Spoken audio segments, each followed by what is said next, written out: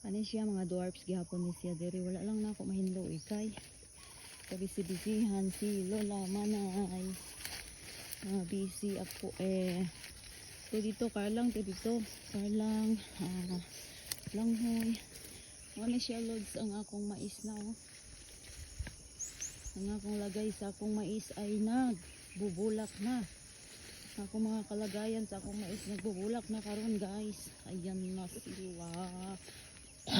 Uy, may pumasok sa akin. Lalamunan.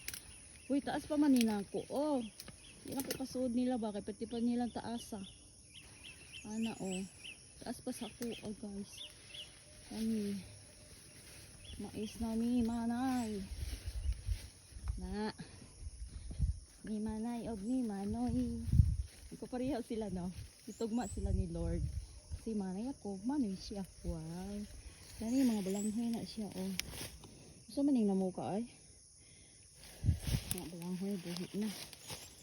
Balanghoy na siya.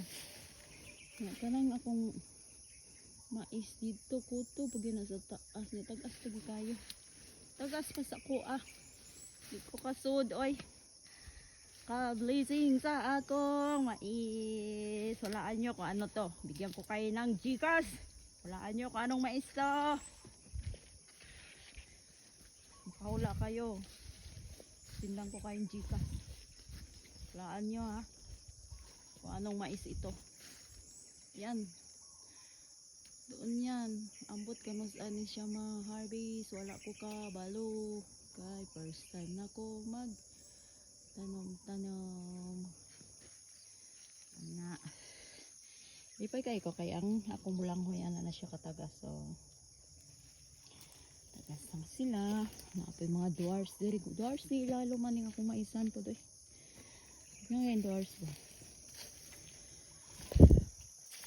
nag-order pa ako ng 300 hindi ko alam kung kailan ko matatanggap ang aking 300 dwarfs na lubi ulit tanim ulit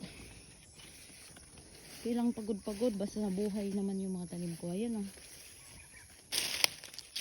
tag-as na una ko siyang tinanim puti yan puti dito ko tinanim kasi malambot yung lupa ba tapos Karlang yan magkagira-gira dili na nakapalit na agit tayo makutkot diri saka lang mo sa bukid guys saka lang mo diri sa bukid kay mga unta ni mga Karlang daghan kay ni ba